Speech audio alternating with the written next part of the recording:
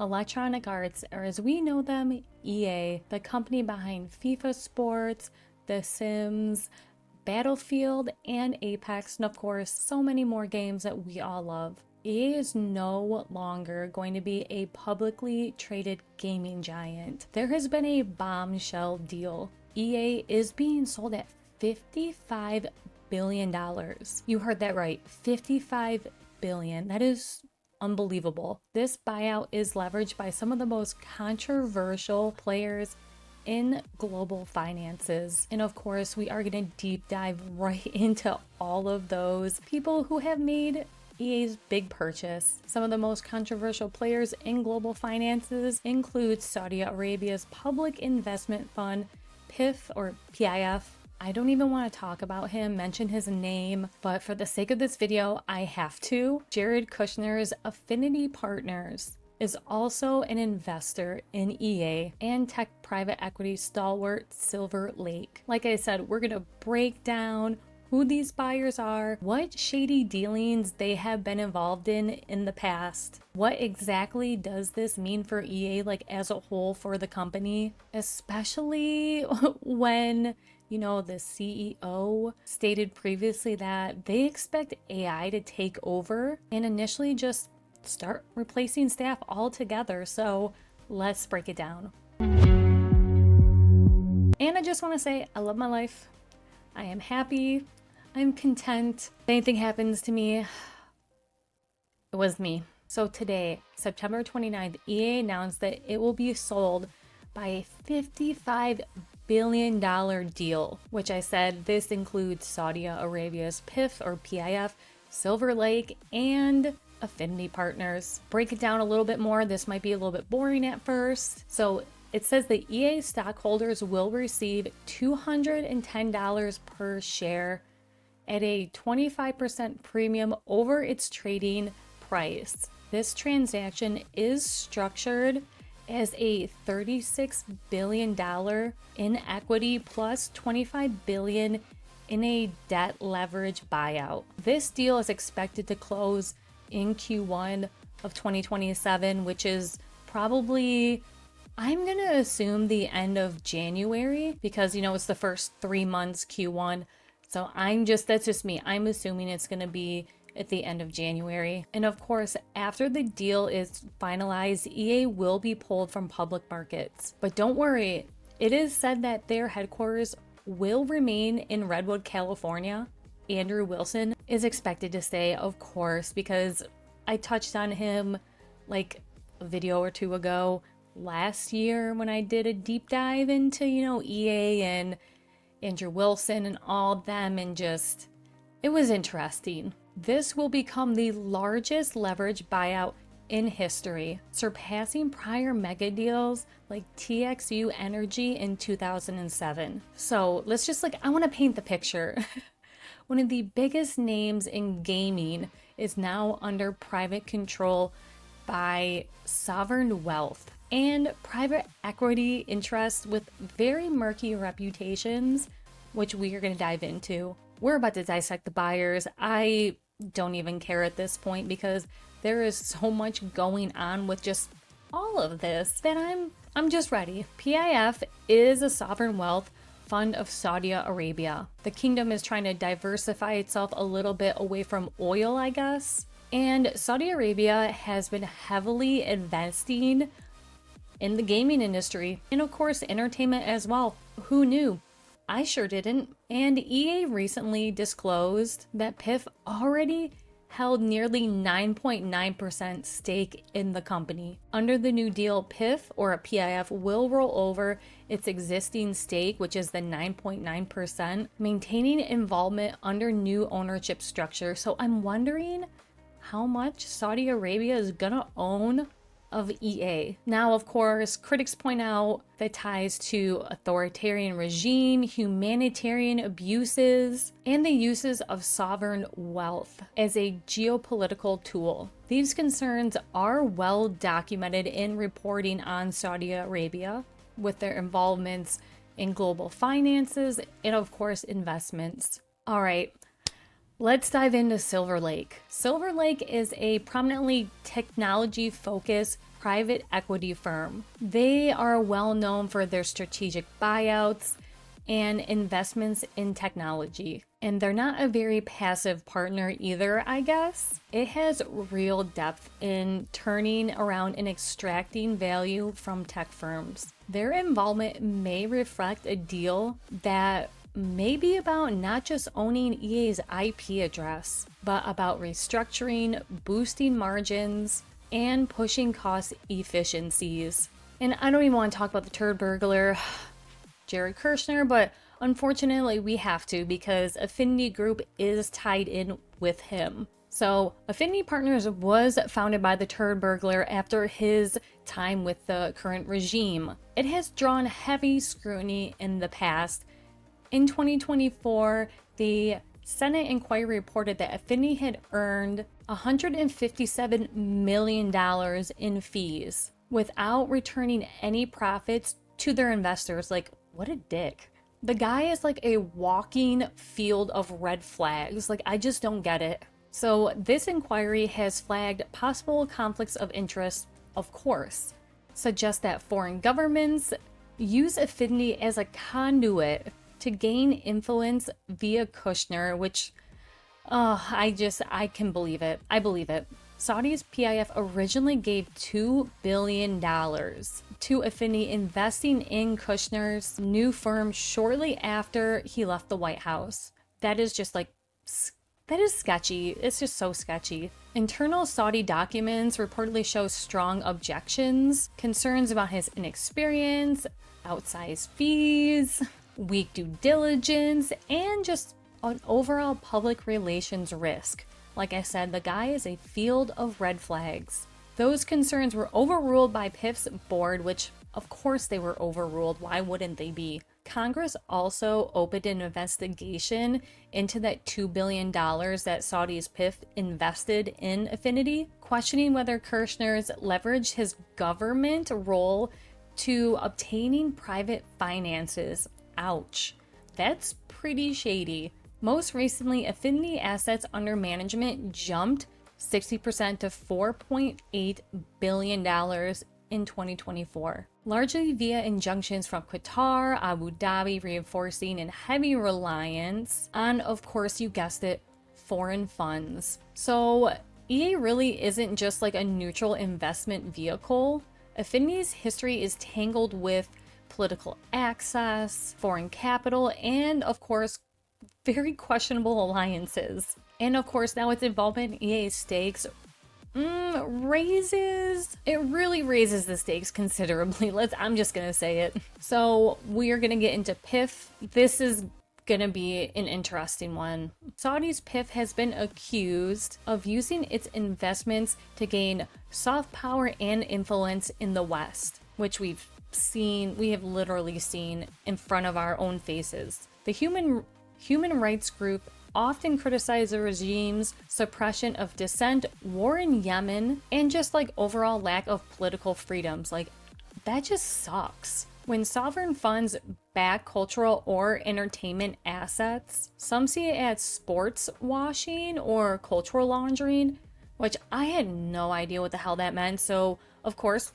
I used a dictionary. So sports washing is the practice by a government or organization of sponsoring or hosting a sports team or sporting event in order to promote a positive public image and distract from attention from human rights issues or unethical and criminal activity. And cultural laundering is a specific type of money laundering where illegally obtained funds are used to purchase cultural assets such as fine arts or historical artifacts to conceal the money's illicit origins. Oh my gosh, it's just like, what is this, The Sopranos? These assets can be sold to make money appear legitimate. The practice is also known as moral laundering, which I've never heard that one before, when used to improve the reputation of a person or a group. We have more controversies over Affinity. Of course, there's going to be like a billion. The timing of the nature of PIF's $2 billion investment to Affinity right after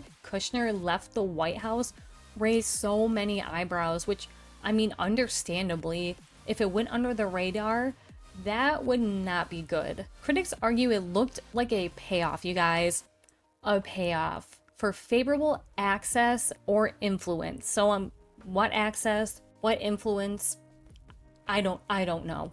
I was kind of scared to go down that rabbit hole. Just gonna say that.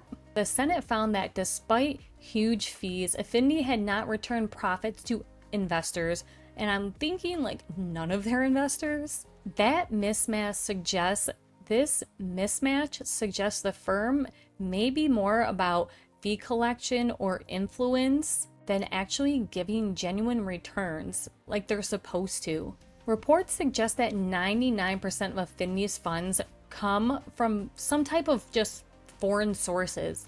Like I said, I was scared to deep dive too much into this, so once I found myself really getting in that rabbit hole, I had to pull myself out, which this obviously opens the source of accountability, national security. I mean, of course, national security, you guys. And of course, who is ultimately in charge and who's calling the shots? And of course, there are so many due diligence concerns. The fact that those were overridden underscores that decisions were political.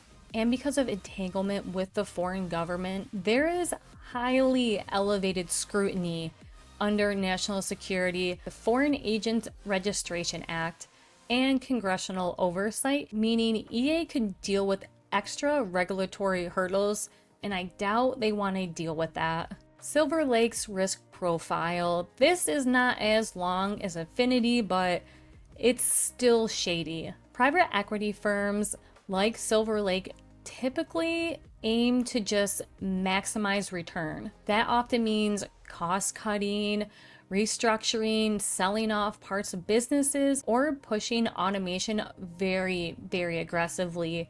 Like I said, EA talked about AI kind of taking over, and I'm thinking this is literally just all in alignment. It's just all lining up. There is a possibility they will cut into EA's development budgets, reduce headcount, or push monetization, which could really hurt EA when it comes to creative risk taking. So, just taking these all together, these backgrounds suggest huge issues, a field of red flags. Under its new ownership might operate under some pressure to extract profits, reduce inefficiencies, and insulate itself from public accountability. It's a private equity firm, that owns it. The public has no knowledge, no access, can't get into it. What do we know now? And I talked about circling back to the whole AI thing. Well, one more chilling part to this story. Prior to the takeover, EA has signaled a shift to AI and automation just fully in its operations, saying that many staff roles could be replaced with AI over time. This really raises the question of, is this acquisition linked to AI vision, or does it signal something else altogether? We all know EA has floated the idea about how AI could help streamline development pipelines, automate testing, generic assets, etc., reducing costs, and increase productivity. In recent years, EA has gone through rounds of layoffs, studio closures, and restructuring to maintain, of course, profitability. So the idea that AI might replace staff seems somewhat consistent with the company's cost pressure narrative. They're all about the money. You're probably wondering, how does Silver Lake and Affinity tie into the whole AI of it all? Well, both Silver Lake and Affinity likely sees AI's automation as tool boosting margins. For, of course, capital incentive, duh, you guys. Under private ownership, EA would be freer from quarterly earnings pressure, shareholder scrutiny, giving it more leeway to pivot aggressively towards AI-driven models. This can give new owners control and time needed to invest heavily in AI, which we do not want. Restructuring staffing or centralized functions without specifics and backlash from the public. Cost cutting would align with private equity logic. You're acquiring an enterprise with stable IP and, of course, stable income. then push efficiencies, automation, and operational optimization. Just cut everyone out. You don't need people anymore. Staff reductions, consolidation, or more outsourcing are likely under this regime given the profit incentives that they are just all about. We do have like one counterpoint that we do need to focus on.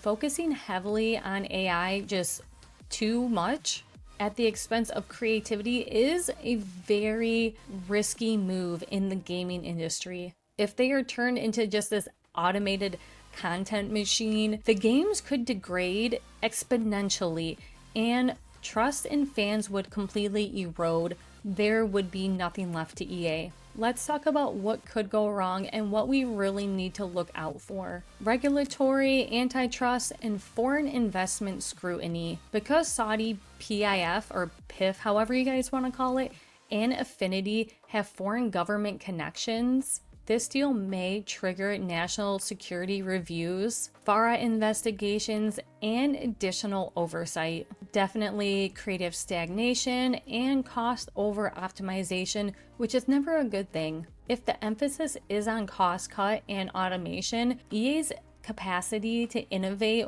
or fund risky new IPs really may make them suffer. It could be really bad for them. And of course, the talent exodus, getting rid of all their staff. Staff might leave preemptively. You know, of course, if you fear too much that there's AI or restriction going on, this is going to weaken EA's core altogether. And of course, a lot of people aren't going to want to stick around for that. This will also damage reputation and trust. Fans may reject the games that they start pushing out or boycott EA altogether. If we do see that EA is prioritizing profits over quality, conflicts of interest, and governance issues. With a buyer tied to political influence, well, two of them, oversight may be a little less transparent. I'm gonna maybe give them the benefit of the doubt, but it's not looking good. And just a few things maybe we should be looking out for, you know, in the next couple months or two. Regulatory filings, especially under US Treasury, or any congressional inquiries. If EA's leadership or public statements kind of, you know, shift tones a little bit, investment in AI tools or partners that prefigure staff automation, announcements of studios, closures, layoffs, or consolidation. Any legal actions or investigations connected to Affinity or PIF side businesses, which I did not want to look into those. I'm too scared. And of course, the reactions from the gaming community and developers themselves within EA. This is truly a crossroads that EA is at. Under private ownership, some of the most politically entangled, profit-driven players in the world, just a walking field of red flags. The company may lose a degree of public accountability and of course creative freedom, which of course they're going to lose the creative freedom part. It is a possibility that EA talk might be a justification for some sweeping internal change. That's what they're probably going to throw out. Oh, it's needed. We got to do it. You don't need to do it. So as fans and just like overall observers of everything in this world, we have to ask ourselves, will EA remain a builder of worlds and stories that we have grown to love? Or will it become a cost-mining content machine? Will our beloved franchise like The Sims survive the push of automation? Or will they be hollowed out completely? I really hope not. I am definitely going to be watching this closely, and I hope you guys have made it this far as well. I know it was kind of a lot. When everything is finalized, I am going to be making another video about the entire transaction that's going to be finalized in Q1 of 2027. And I also, you know, might do a breakdown analyzing EA's post-acquisition changes. I don't know. I want to see how the tone shift is over the year. Thank you for watching. If you found this deep dive interesting, do not forget to hit that like, subscribe, and that notification button. Stay sharp, you guys. Remember to stay informed, and I will see you in the next video. Bye.